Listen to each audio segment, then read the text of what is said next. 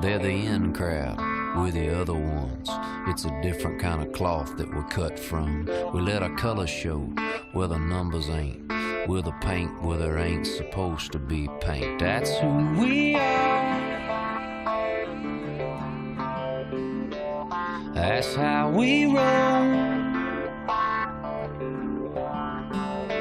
The outsiders. The outsiders.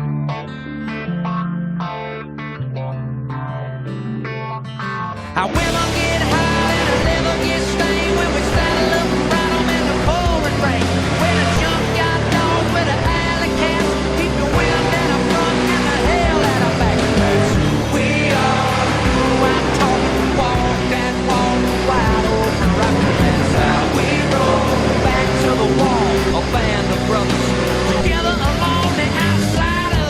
We're the riders, we're the ones burning rubber up our tires. Yeah, we're the fighters, they all nighters. So fire 'em up and get a little higher.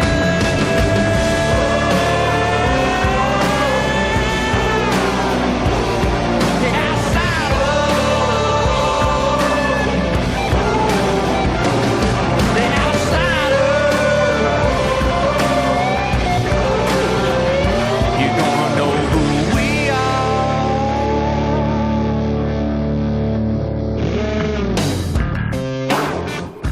They call Ontario Motor Speedway the Indianapolis of the West, as this circuit nearly mirrors the shape and distance of that famed super speedway.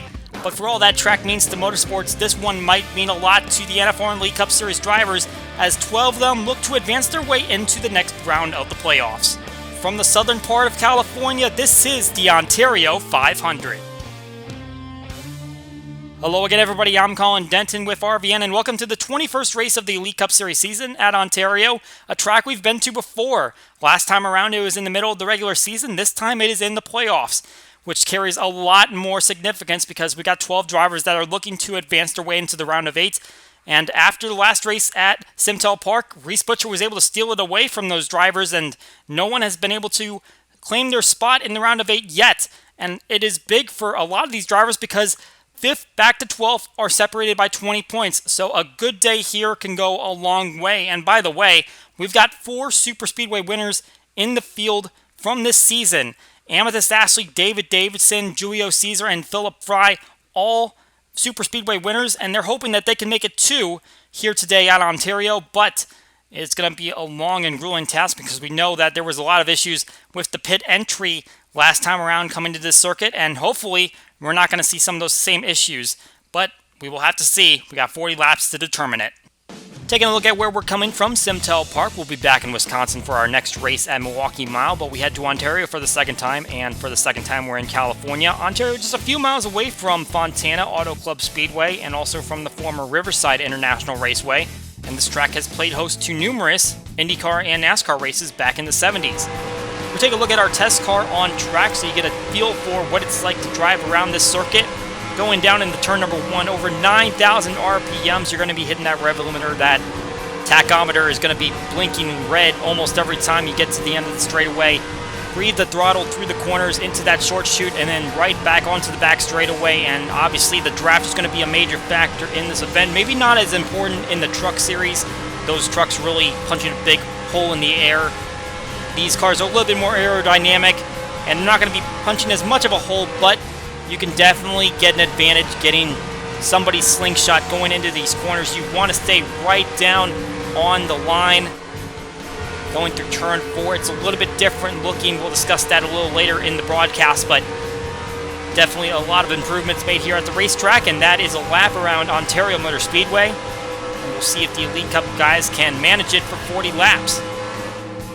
Looking at our part-timer race, Shane Borland up in front alongside John Gilbert, who is going to slip back pretty quickly. As we mentioned, that outside line is not going to be the preferred line. It's going to be the inside, and that's exactly what drivers are using to make passes. There's Dwayne Calloway making his way by the 2-car of Robert Harrison. And it's going to be the 75 of Kyle Law who gets to the line first. And he will advance into the feature along with Borland. Dwayne Calloway, Chris Harley, Austin Rogers, and Craig Martin will all make the show. Sparky the Sun Devil just on the outside. along with Connor Mays, Kenny Knox, Donnie Moore. All inside the top 10, but unable to make the field. Gilbert dropping all the way back to 13th after starting on the front row. Our hot seat driver of the race is Jake Baskinger. Great playoff so far, a runner-up at Texas World. Only weak spot Toronto Lakeshore, but still all 4 races these playoffs inside the top 20, so definitely a contender. And he's going to try to stay up in the points. He's currently 4th at the moment as we take a look at those standings. John Arndt at the top, Philip Fry at the back, but realistically, there is so little separation between those drivers at the cut line. 5th through 12th separated by 20 points. One wrong move in today's race and you can find yourself at the back. Who will take the victory though? Will it be a playoff driver? Time to find out. Let's go trackside for pre-race festivities. And now, for the most famous words in motorsports, please welcome your Grand Marshal, leader of the famed Alabama gang, Bobby Allison. Crank them engines. Crank when you're ready. Crank when you're ready. All right, fire it up, bud. There's command. Crank. Get fired up. Two-time Ontario winner Bobby Allison on the command. Now time to take a look at the starting grid. Starting on pole is Allison Rain in the number 6 Victoria's Secret Ford. First pole of the season, second in her career. And Craig Martin in the number 38 Loves Ford. Barely got in through the heat race, but laid down a big lap just like Colin Murphy did in the truck race. Row number 2 has the NASCAR winner Jack Krause and David Davidson, the highest playoff driver on the grid. In row 3, Mitchell Mark broke his 4-race streak outside the top 20, finishing 11th last race, and Philip Fry, 3 top 10s on superspeedways for the Chase contender. 2 more playoff drivers in row 4, Jack Porkins, 3 straight top 15s, and Bernard DeBarros, 7 straight top 20s. Rounding out the top 10, Noah Carr's 2 top 20 finishes on superspeedways this season, and Dale Jr. Fan 88-83, runner-up at Zen Joltis. In row 6, Chris Harley has an Amateur Cup victory at Pigs Cliff, and Eric Monaco, 2 top 10s coming on tracks 2+ miles in length. Row 7 has Chaser Amethyst Ashley, top full-timer on superspeedways with a victory at Pigs Cliff, and Stephen Willie high on momentum after back-to-back top 3 finishes. Row 8 has the bump draft and runner-up Tyler Markell alongside Reese Butcher, 3-time winner after his victory at Simtel Park. In row 9, Austin Rogers, 3 Amateur Cup top 20s on superspeedways, and the other JR best superspeedway finish is 17th. Just inside the top 20, Chaser Adam Mundinger has 2 top 20s on superspeedways, and Eli Bright best superspeedway finishes 19th. 2 more chasers in row 11. William Brock finished 6th at Simtel Park. Stuart Gratton has 2 superspeedway top 5s. In row 12, it's Nick Smith has 2 top 5s at Zen Joltis, and Cody Hagan, the final practice leader, has finished outside the top 30 3 times at superspeedways.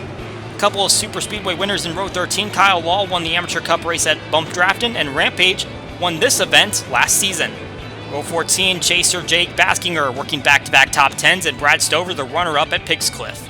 Row 15, Noah Ponzer, his best season finish of 6th came at 8 Bull, and Gerard Irwan has 1 superspeedway top 20. The season opening winner, Julio Caesar, inside of row 16 alongside Shane Borland, who has 3 top 10s on superspeedways between this series and the Amateur Cup.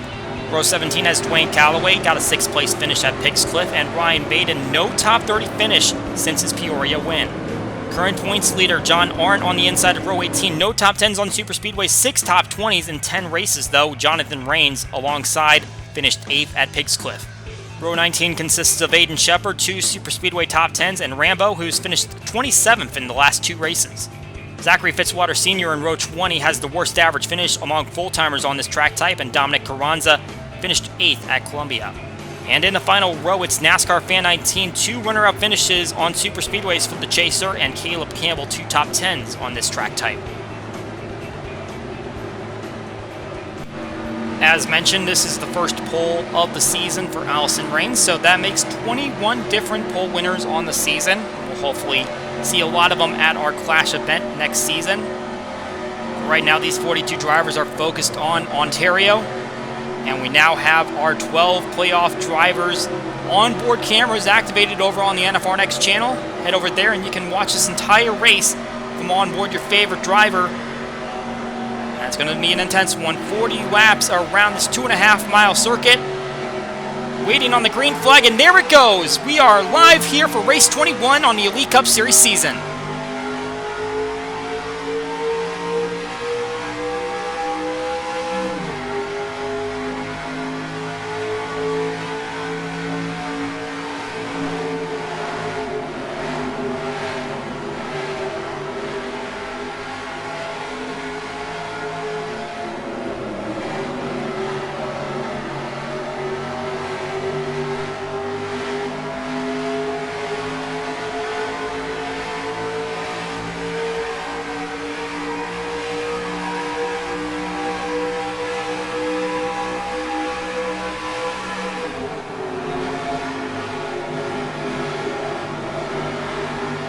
Well, exactly what these drivers feared about this racetrack is happening to Philip Fry right now as he's on the high outside through these corners, and look at him getting past right now. He started up in the top 10, and he is sliding backwards in a hurry. The way they started the race, he was only a point back of the cut line. Now he is 22 points back of the cut line. So right away, he's going to have some work to do if he wants to get back into contention. Allison Rain led the first lap, but Craig Martin immediately shoots through in turn 1, grabs the lead, and Jack Porkins making contact with the outside wall. That was a pretty heavy shot. And right there, a bold move by Ashley to get by Noah Carson, now trying to take advantage of the 04, getting into the wall, losing that momentum down the backstretch. But at the moment, she has no drafting help as the 44 stays with the 04. And it looks like she's going to have the advantage going down into the corner. The 04 just lost too much speed going through that short chute, but that's going to be a cause for concern for the 04 car. But it doesn't look like it's going to cost him too much as now he slots in the line. The front group seems like they've gone single file, while the back group is a little bit more double file. The truck race was a little bit more packed up, but like we said, the draft is going to be a little bit different between these different race cars.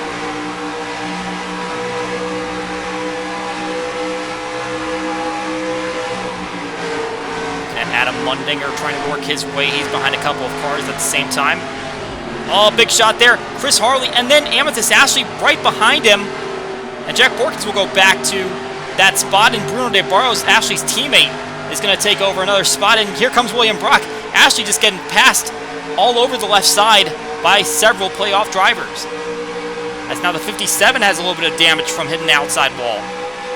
So now we thought that turn 4 was going to be a little bit of a calamity corner, but looks like coming off of turn 1, going into that chute, that might be the issue. As now Ashley is on the high outside, and there's a crash in front of her. Nick Smith and Austin Rogers. And the 18 catches a little bit of air, but he's going to drive away as the 10 of Austin Rogers comes to a stop up against the wall. And the leaders will take the caution. Craig Martin apparently out in front.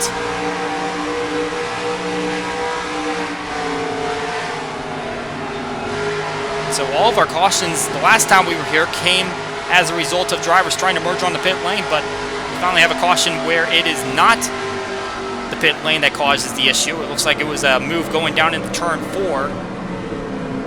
We'll take a look at the replay, but from the looks of it, it looked like the 10 was trying to make a move on the 18, and it did not work out, and so it's going to be an early end to the day for Austin Rogers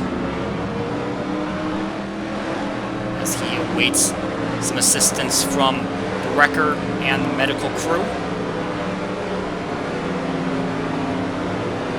These drivers now at pace speed for the first time today. Truck Series went caution-free through their 20-lap event, and only 3 laps into this one, and we've had an incident.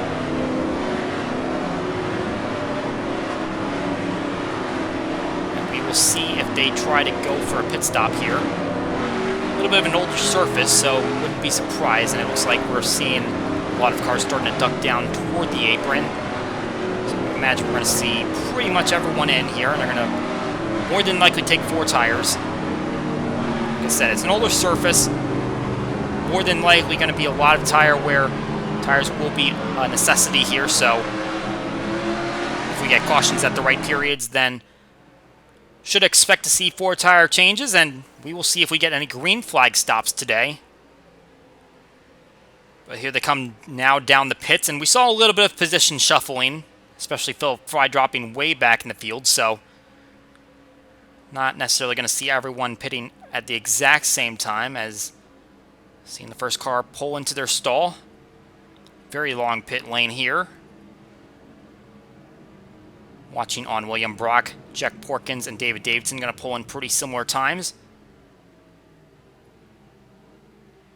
And Brock's going to go for 4 tires. And they're setting up tires for the other crews, so should see 4 tires across the board here. Oh, and I'm seeing some contact on the middle of pit lane. Several hits for Jake Baskinker. Another one coming from Cody Hagan. The 84 has taken several shots. Had a good vantage point from up here in the tower. It looked like he got released, and then someone else coming in, striking him, and then there were several other cars that made contact with the 84 before he got off pit lane.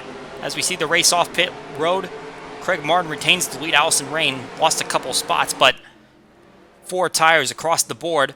We'll take a look at the replay of this accident, and yep, it's Austin Rogers making a move down to the inside in turn 4, makes contact with Nick Smith, and the 18, big hit on the back side of the race car, gets him airborne, and Austin Rogers sliding into his left rear tire right up against the windscreen.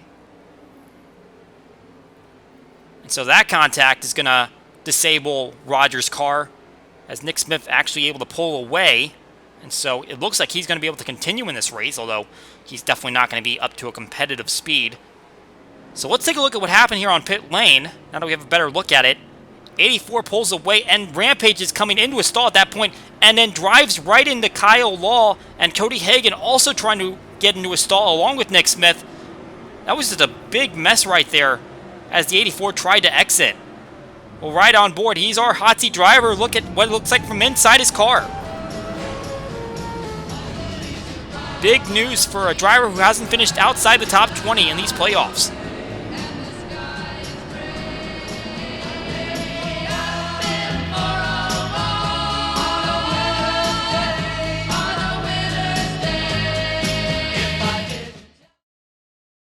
Hey, I'm just gonna take it for a spin. Yeah, okay, sure, Dale. Hey, it won't start. It's a hand scanner, Dale, remember? Can't be too careful. What's going on?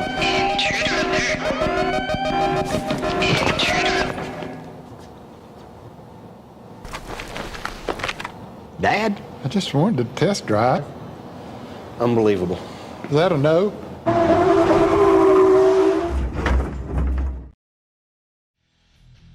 Well, let's have a little history lesson on this racetrack. Taking a look back to last year's highlights, and really the highlights were this turn 4 entry on the pit lane. All of the incidents were taking place as the drivers were trying to merge down and get their green flag service, and it just caused a mass amount of chaos. Took out multiple drivers. And so there have been improvements to how they enter pit lane now. You can see they've got more of an apron there.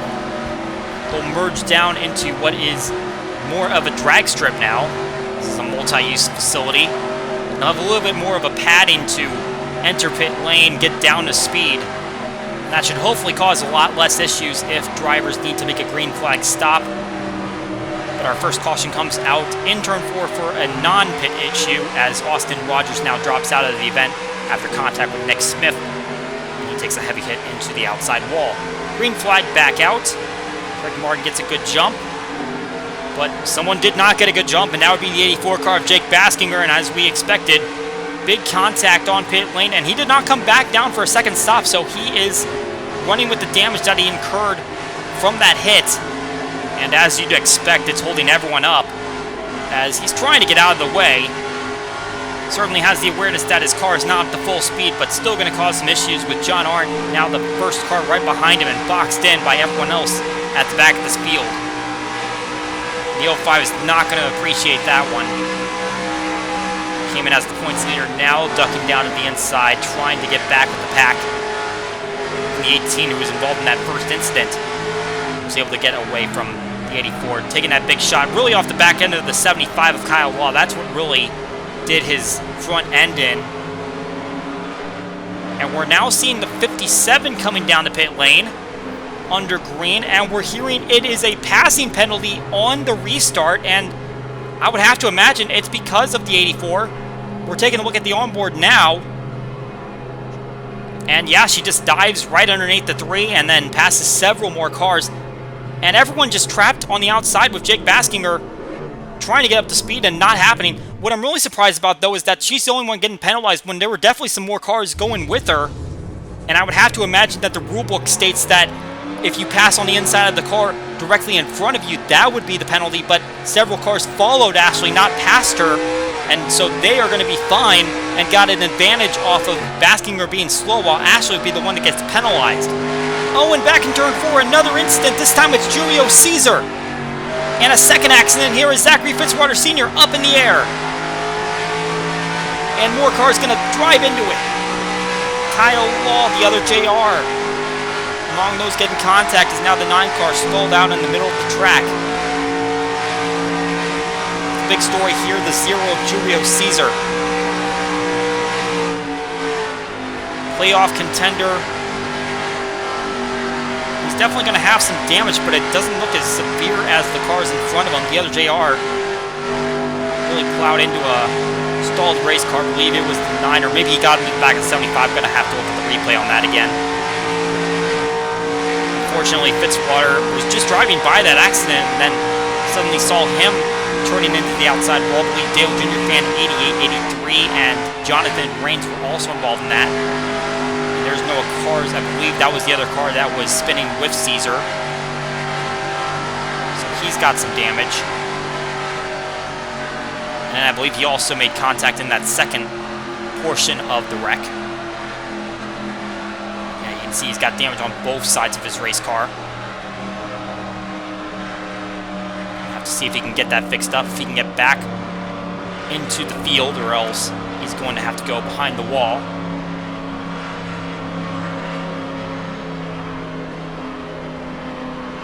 So back down the pace speed for the second time today, as Craig Martin still leading here at Ontario. He'll lead this whole group back in the pit lane. Once again, everyone coming down for service.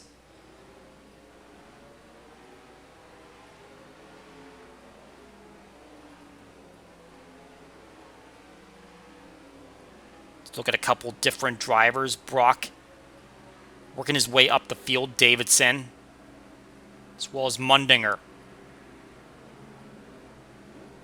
Brock going to hit his stall first.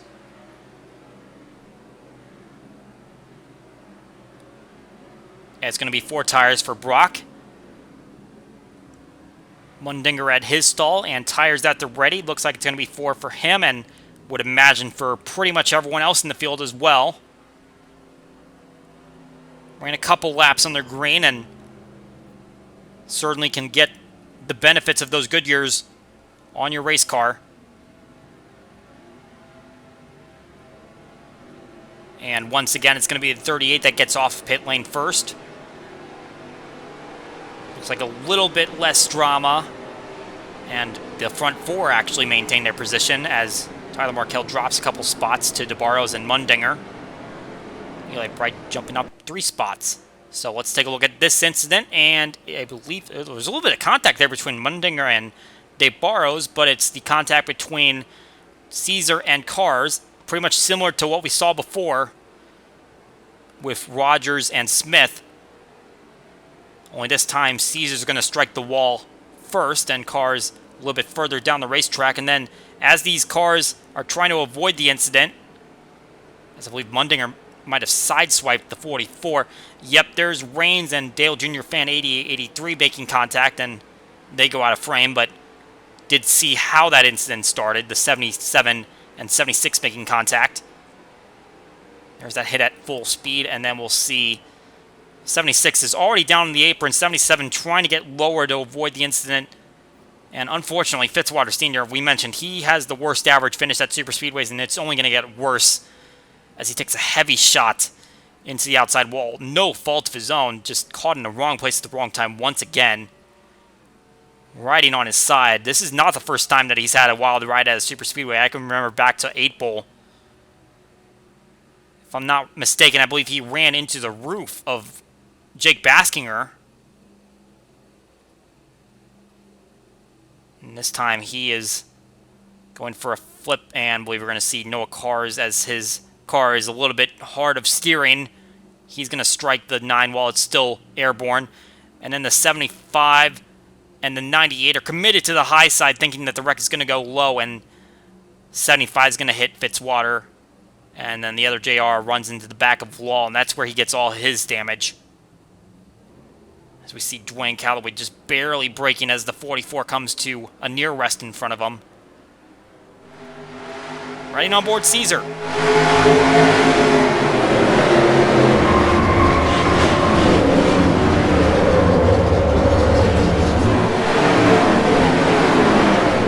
Second caution coming out only about a quarter of the way through this event at Ontario.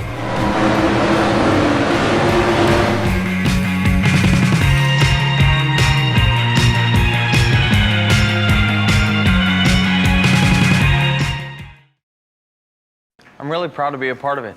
Love, it's pretty amazing.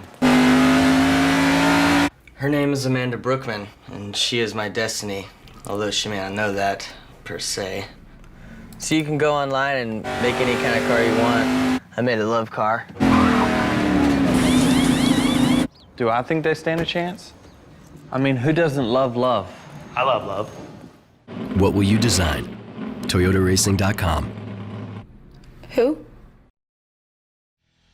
So we showed you the pit lane chaos that was last year's race at Ontario, but how about the circumstances that led to Rampage's first victory?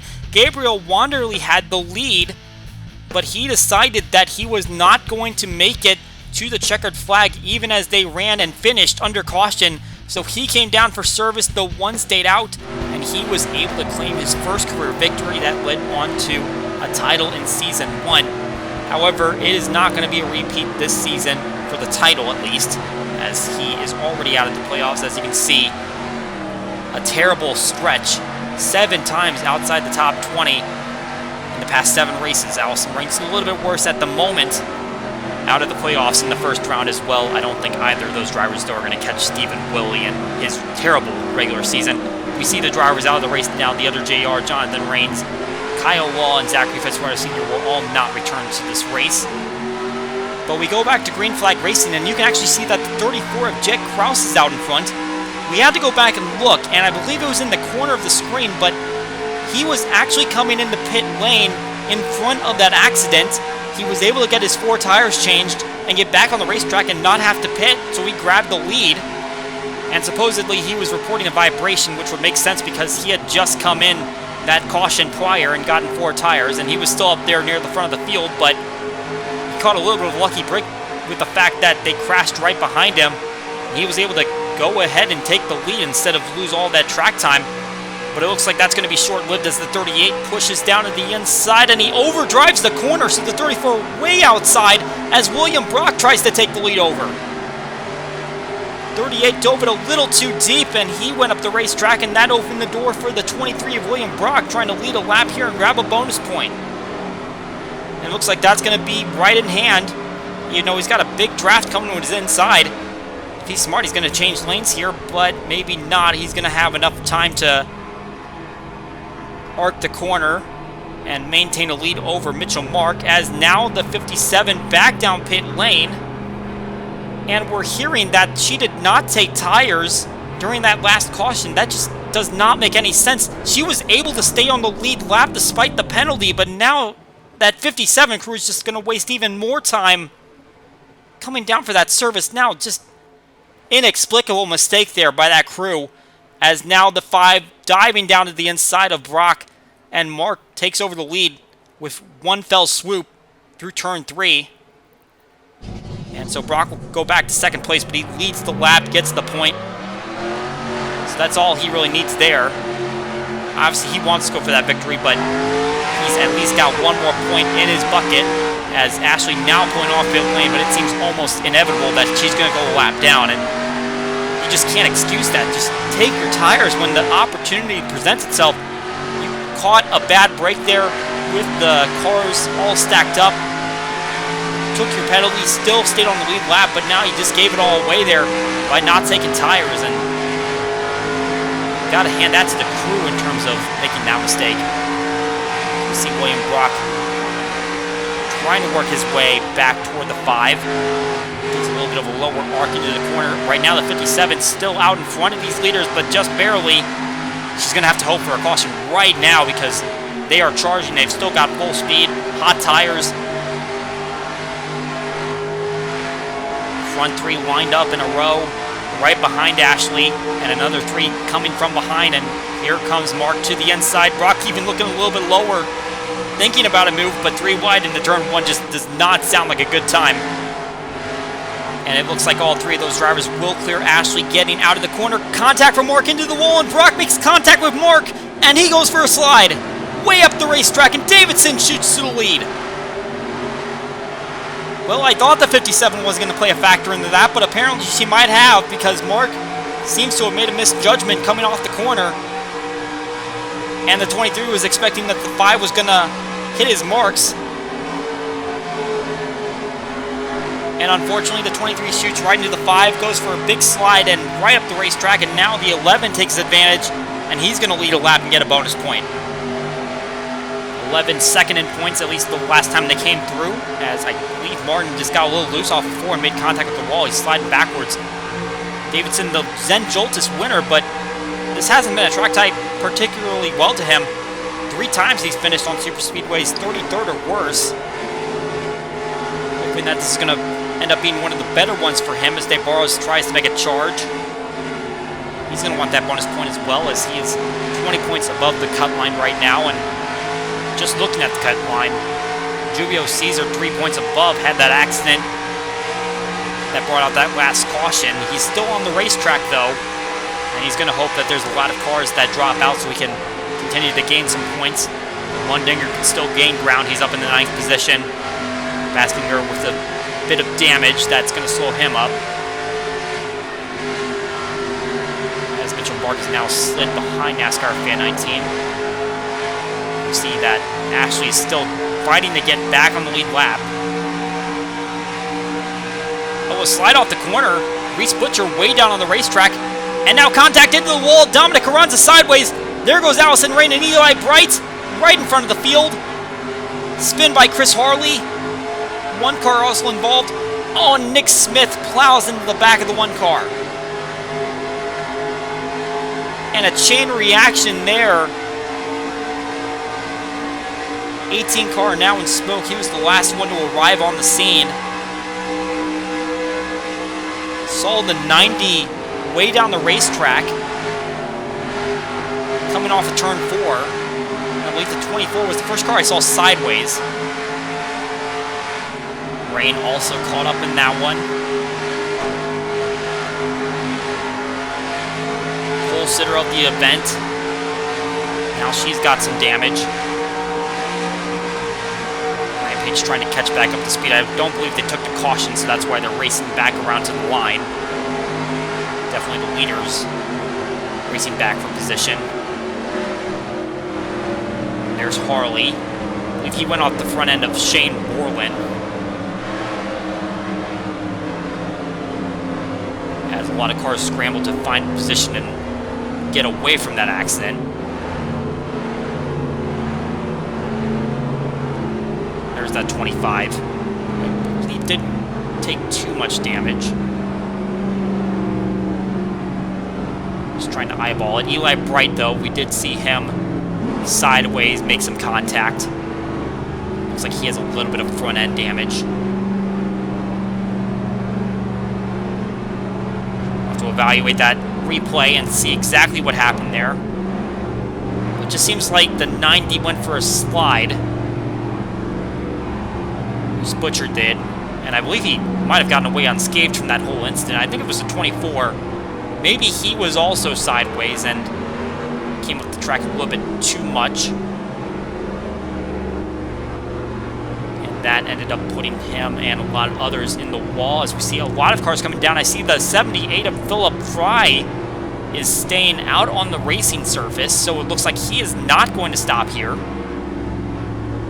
Which is an interesting play, but it looks like it might be a strategic one. Try to get a bonus point.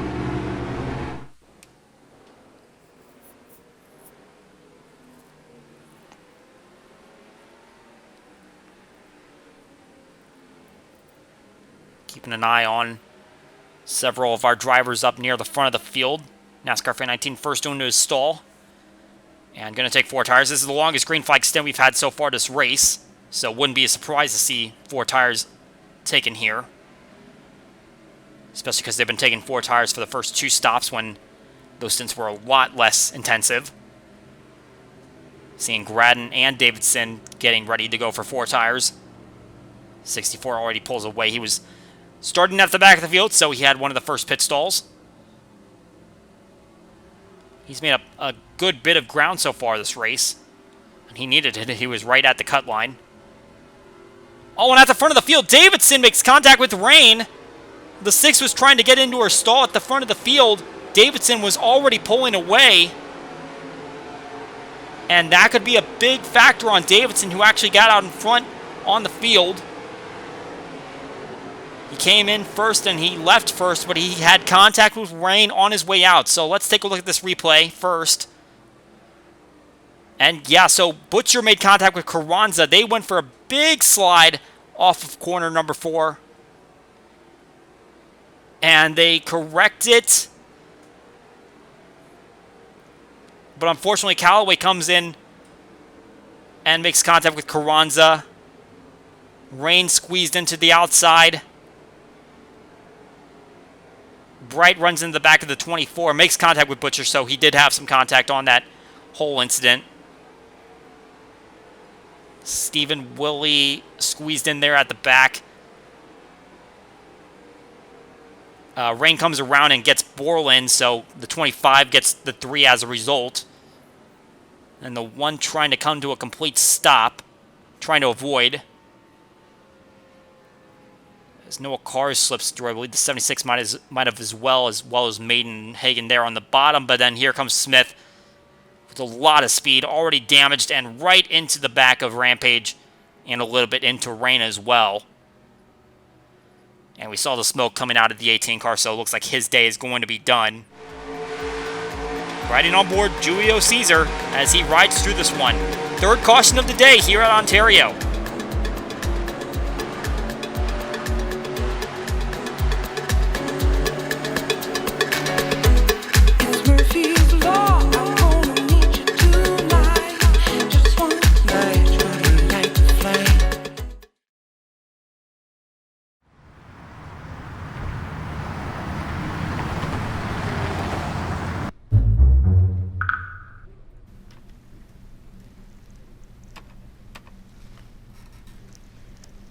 Where's the queue?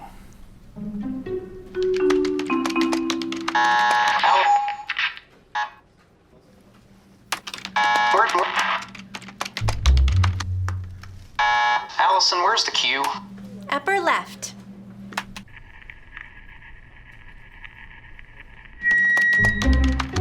Next to the W. Oh. Thanks. Thanks.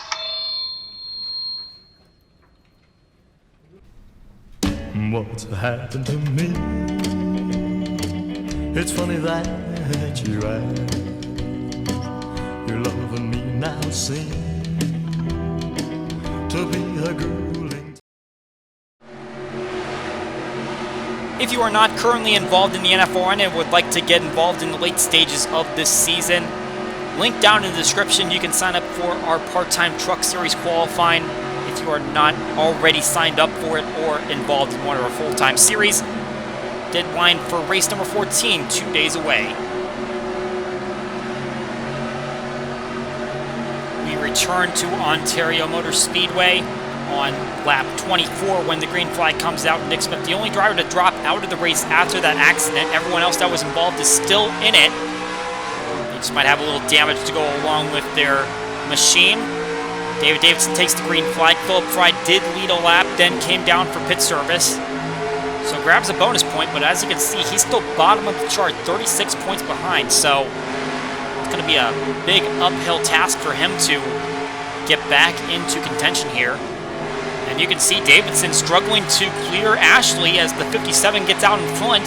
So now she's technically back on the lead lap, and that allows Martin to go down and take the lead over. So once again, Ashley causing some havoc as she fights to get back on the lead lap, which she has plenty of right to do, but certainly a situation that could have been avoided if she had just gotten the tires when she had the opportunity to. And trouble back in turn 3. Stephen Willie up on his side. Chris Harley also involved. And the caution has not come out. I am very surprised by that. The 62 is fully on his side, going on the wall. And we're going to stay green. I guess no one technically went around, but the 62 caught some major air there. And let's look back at that one. So the 62's on the high outside, no grip in that groove. 3 comes in with a big slide, nails him in the left rear. 62 hits the wall. He is upside down. scraping against the catch fence, the wall, grinding sparks against the pavement, and he'll get back on all four tires, but they continue, and they don't call a caution flag for that.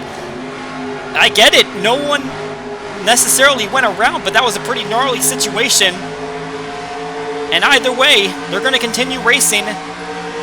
Craig Martin now out in front of Barrows in second, looking to make a move to the inside as Brad Stover has moved up in the third place. Here comes the 12 car to the inside for the move. And he's going to clear the 38. Is the 55 going to try to take a look? He's not going to get the lead, but he is going to get second from Martin. It's David Davidson trying to peek his way back in there.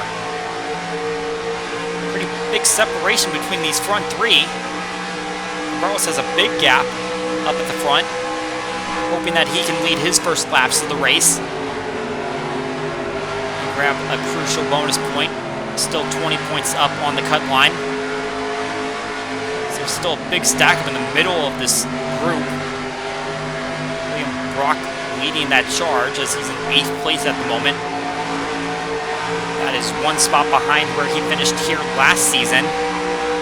And actually, now that we're updating the leaderboard, he's in 6th, so one spot ahead of where he finished one season ago. But now we see a run, and contact from Reese Butcher. Haran got by cleanly, Butcher did not, as he was trying to make a move to the inside. Now John Arndt shoots his way to the inside of Jack Porkins, who's on the outside line. Is really struggling at this moment in time as his teammate goes by on the inside as well. And it's not going to fare any better going down into this next corner. He continues to be on the outside, and his teammate joins him, but I don't know if that was necessarily the best move. Outside, definitely not where you want to be on this track, and the 29 trying to help his teammate is going to regret that decision. Oh, and contact into the wall. Jake Baskinger, Stephen Willie. Willie just had the incident back in that corner, and now he's had another one, this time with Jake Baskinger. That looked like more of a wall scrape, so understandably not necessarily caution needed for that one, but we remain green once again as both of those cars try to get back up to full speed.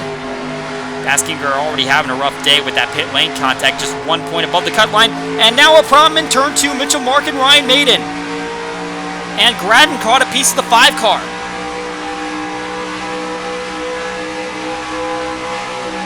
Looks like everyone else is going to get away with it. The 76 almost ran into the back of 99 as he tried to get straightened out, but looks like it's going to be primarily a 2-car incident, perhaps 3 if you want to count Gradden in that, because it looks like he sideswiped the 5 car as he was coming through. And now a big tire mark on the side of the 5's door. So he'll try to come around and grab the caution flag. Fourth time that's come out. Could have easily been the 5th. And it's the Barrows that's out in front.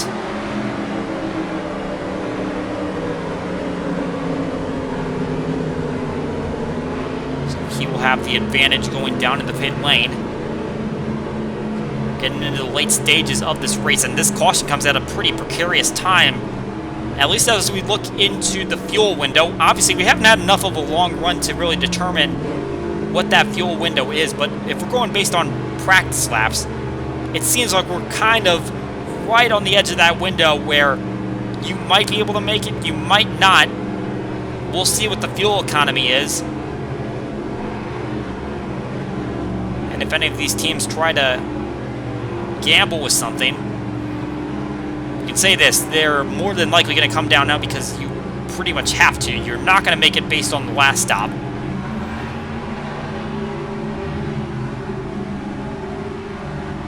But let's see if they can get these tanks filled. All the leaders coming in. We'll see if anyone's going to hang out there.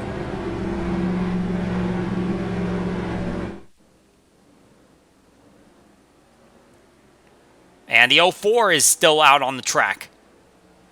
So Porkins is opting to go for a lead lap. He does not have one so far this race. So he'll opt for a bonus point.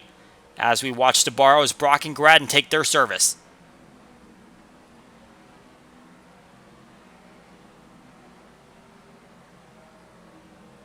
Gradden navigating some traffic as Brock is first to reach his stall among those that were watching. And it looks like we're going for some split strategy here. I say split, it looks like a lot of them are going for 2 tires. That's the case for Brock. He's going 2 rights. And it looks like the Barrows is going for rights. Gradden is going for rights. The 12 car took a long time. He's not going to be the first car off of pit lane. I wonder if he was trying to fill his fuel cell a little bit more. Just maybe not enough that it necessitated a 4-tire stop. As we look at the race off pit lane, Brock 5 spots up, and DeBarro loses 4. Campbell went for 4 tires. That's interesting. He'll lose 5 spots in the process. Let's look back on that Baskinger-Willie incident. It looks like 62 goes in deep on the 84, and obviously both cars having damage at this rate as the one car shoots by on the inside. Not quite as dramatic as Willie just had a few laps earlier, as they just scraped the wall, but a little bit of contact is going to cause him a little bit more sheet metal damage. And they grind it all the way to the exit of the corner. And the 62 a little bit more. It's the 84 trying to find a lane to shoot by. That's what it looks like on board of Baskinger.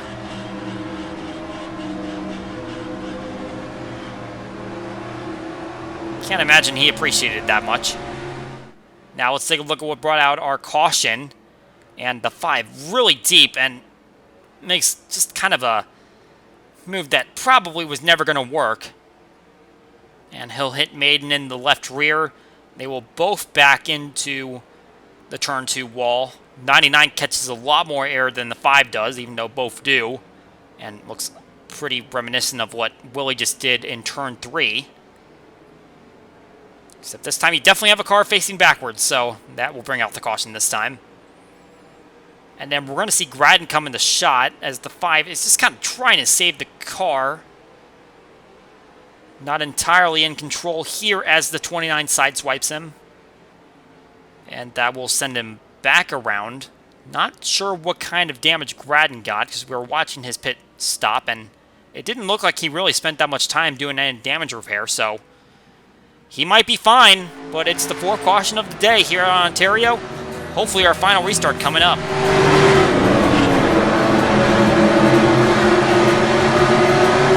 See, I've been through the desert on a horse with no name. It felt good to be out of the rain. 4-speed manual transmission, 850 horsepower, 1 bucket seat, 0 to 160 in 8 seconds. Oh yeah, that baby will do. Any questions? I take it for a test drive. You ever driven one of these things?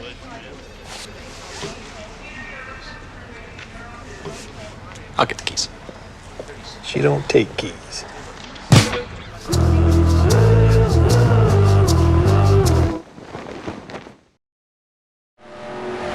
Back at Ontario, where we'll have 8 laps to go when we hit the green flag. None of the drivers in that last accident dropped out of the race. However, the 76 of Dale Jr. Fan 8883 did. Looked like he had a mechanical failure. However, remember, he did have some involvement in the 2nd caution of the day. Jack Porkins stayed out, led a lap, then pitted. So now Brad Stover is leading this race. As Porkins fades to the back of the field, he is below the cut line at the moment. We'll see if he's able to gain points and then put himself back in the green. Jake Baskinger on the inside, hoping that he won't be put out as he has a wounded race car. Stover gets a good jump as Ashley holding up the traffic. They restarted single file and Martin looking to the inside of Brock, trying to take over 2nd spot. And they go side by side. Brock is able to maintain a momentum. That is something we have not seen on the outside line. He's able to hold down 2nd place. Davidson looked at that line and decided he might want to have a shot at it. Not getting challenged from the inside yet. Laps are winding down, and Stover now out to a big lead. One of the biggest we've seen all day for a driver who is outside of the playoffs, but trying to fight for the 17th position and possibly Rookie of the Year. Big jumble up here as DeBarro is stuck on the outside. Now getting passed by Monaco on the inside.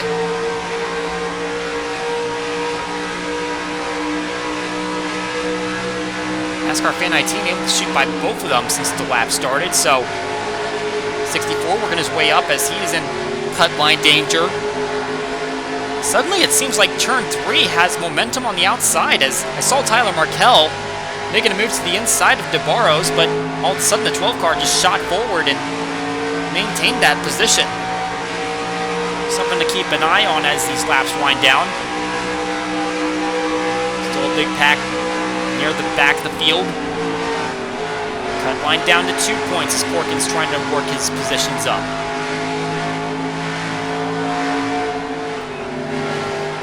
Seeing Gradden starting to fall back. He's only 8 points above the cut line, and he's losing points and positions as he goes along. Now the 6 car underneath. And Juan right on his back.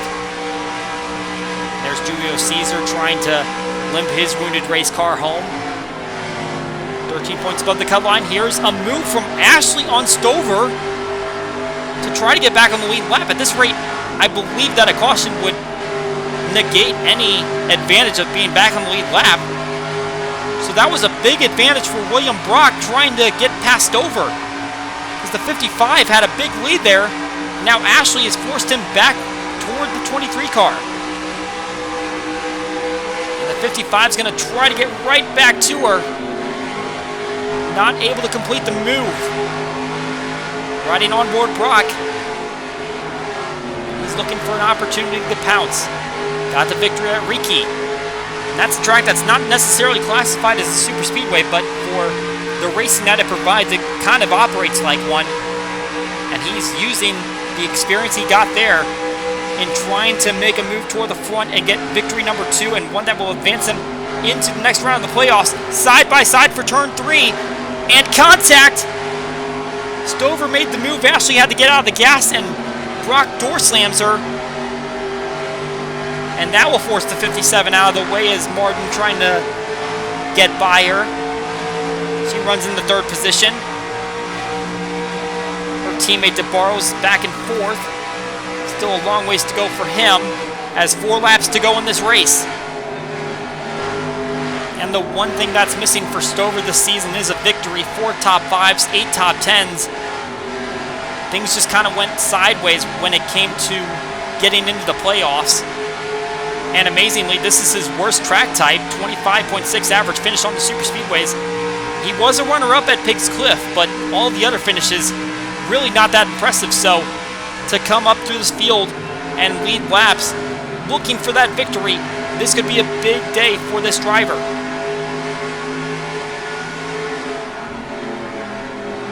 Brock continuing to trail behind him. And we're seeing the 57 coming down the pit lane and a couple cars trailing her. This could be a sign that they're not going to make it on fuel. I believe I saw Carranza sliding once again, but that was Monaco and Kraus that were coming down, so no playoff drivers. But with 3 laps to go, this is going to be a concern for these drivers trying to make it to the end of the race on their fuel cell. And I wonder if this plays into Jack Porkins' hands as he just goes above the cut line. He pitted latest, so he got the bonus point, but he also might have a full fuel cell. We see Martin working on the inside of Brock, trying to make that move. Not gonna happen. Well, Brock is still high, so Martin's gonna make the move. Big time move there, coming off the corner. And the 38 in the 2nd place. And Stover coming to pit lane. All of the leaders coming to pit lane. That's at least the top 4. And I believe that is Ponser, that is first, that is still out. Followed by Butcher and Callaway. So with 2 laps to go, a lot of playoff drivers in the pits, concerned that their cars are going to sputter while they're out on track. There is Stover in. I see NASCAR Fan 19. Brock, DeBarros, Davidson, Gradden, and Porkins is also in there. I'm very surprised to see the 04. I figured by staying out and having a little bit of a later pit stop, he would have more fuel than the rest of the field, but apparently not the case, or at least they're very concerned that they're not going to make it or slow down on the track. So that's a look at the drivers that had to come down for service. Mundinger is the first playoff driver in 5th, but he's not in this main group up here in front.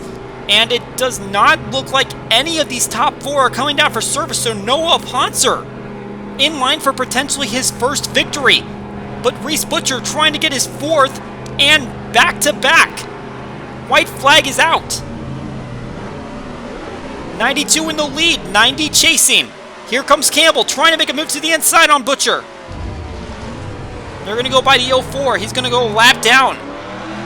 Campbell can't complete the pass, and Butcher is gaining ground on the 92. If Butcher were to win back-to-back races, that would be the first time in the Elite Cup Series history. Not in the league's history. Kyle Law did in an amateur. But if he's going to make a move, he has to do it down in the turn 3, or else he's not going to have the chance. Here comes Caleb Campbell to the inside. And the 90 has to get out of the gas. And that opens the door for the 92. Campbell's going to pass Butcher, so is Callaway. But coming off of turn number 4, the fuel is going to hang for Poncer. A maiden victory in the Elite Cup Series here at Ontario.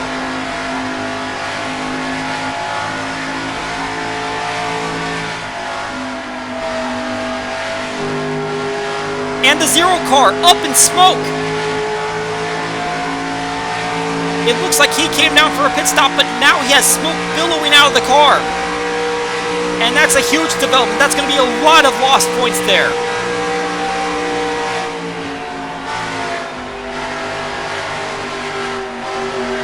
He's going to limp it back home. He had problems earlier in the day. But for Noah Poncer, it's win number 1 in the Elite Cup Series. This is, in fact, his first top 5 in the series. It seemed like he had a decent chance to go for a victory, possibly at Simtel Park. That did not pan out, but today, it all went his way. As he goes to victory lane, Caleb Campbell will end up in the 2nd position. That's a career best finish for him. Dwayne Callaway able to swipe away 3rd, as Butcher had to get out of the gas, just didn't have the momentum there. He'll end up 4th, and Adam Mundinger ends up in the 5th position. He's able to have his gas last all the way. Philip Fry got a bonus point and then ended up in the 7th position. That's a good chance for him to advance. And John Arndt didn't really talk about him all day. He was kind of silent, slowest in the final practice, but he got the 9th position today, and that's all he needed to hopefully pad his way into the next round. Looking at the next page, I'm very surprised to see Jake Baskinger finishing in 15th position after the pit lane problems on the first caution. Looks like he was able to keep his gas going to the finish line. Brad Stover, a heartbreak for him. Looks like he was on his way to his first victory, and he'll end up in the 16th position after having to pit late. William Brock, NASCAR Fan 19, will finish inside the top 20, but they had to pit in the last laps of the race. Also pitting were Dave Barrows, Gradden, and Davidson. They will finish outside the top 20. Dave Barrows and Davidson really had a chance to go for a victory there. Did not work out for them. And then, even further back, Julio Caesar, smoking car on the last lap of the race. Looks like he had just come off of pit lane, and you got to remember, he did have that damage earlier on, so it looks like it was just a mechanical problem just as he came off pit lane, and he still crossed the line, so he is registered for a finish. Jack Porkins did fall a lap down. Amethyst Sassley 2 laps down after falling a lap down earlier and taking that late pit stop. And obviously this race featured a lot of attrition. No drivers dropped out of the Truck Series race. No cautions, no accidents. This one had 4 cautions with 7 drivers dropping out. None of them were in the chase. But speaking of the playoffs, let's take a look at how those points look now after that chaos that happened at the end. John Arndt manages to keep that points lead, 10 points over William Brock, and 32 points above the cut line, which now has David Davidson above Stuart Gradden. NASCAR Fan 19 was already outside the cut line, and he'll remain there. Jack Porkins fell out while Adam Mundinger and Philip Fry worked their way into the playoff picture, but you take a look at 4th through 11th, there is no safe margin there when you head to Milwaukee Mile, you're going to have to be absolutely perfect to ensure that you're going to be in the next round, as Baskinger, Brock, and Arndt feeling a little bit more comfortable, and Ashley was already 1 point below, and with that poor finish today, she'll be at the back of the field. We'll show you the points for the drivers that are already eliminated from the playoffs, and it should come as no surprise that the driver that was able to avoid trouble today and finished in the 4th position, Reese Butcher, continues to extend his gap over the other 3 drivers eliminated in round 1. Outside of the playoffs, it's still Stover at 17th position, but instead of Jack Krause 1 point out, it's Aiden Shepard, as he'll slot into 18th. Krause, a little bit further back in the field, will be 19th in points now. Meanwhile, Noah Poncer's victory skyrockets him from 27th to 22nd in the points. And further back in the standings, unfortunately, Stephen Woolley has fallen off the page that includes the rest of the full-timers. If I was Zachary Fitzwater Sr., I'd be a little concerned that Dwayne Calloway is getting pretty close. You have to remember, after his victory at Twin Ring Motegi, Calloway was 10th in points, and clearly he hasn't lost that luster, but it doesn't fare well for those full-timers. They've still got 5 more races in the season to make sure they finish at least 36th in the points. No changes in the team standings. AMI Incorporated still out in front. Just a little bit of gap widening and closing. And in the Rookie of the Year standings, it is still Brad Stover out in front by 3 points on Jack Krause. Really the only big jump that was notable in the front of the field was Philip Fry, gaining 10 points with his top 10 performance here today. So that is going to do it for our races here at Ontario. A lot more exciting and action-packed than we saw in the Truck Series. Probably a little bit more than we bargained for, but it still produced a great finish with Noah Poncer going to victory lane for the first time in his career. The next time you'll see us on track, it'll be the Elite, Amateur, and Open Modified Series at Milwaukee Mile. For NFRN and RVN, my name is Colin Denton. We will see you all next time.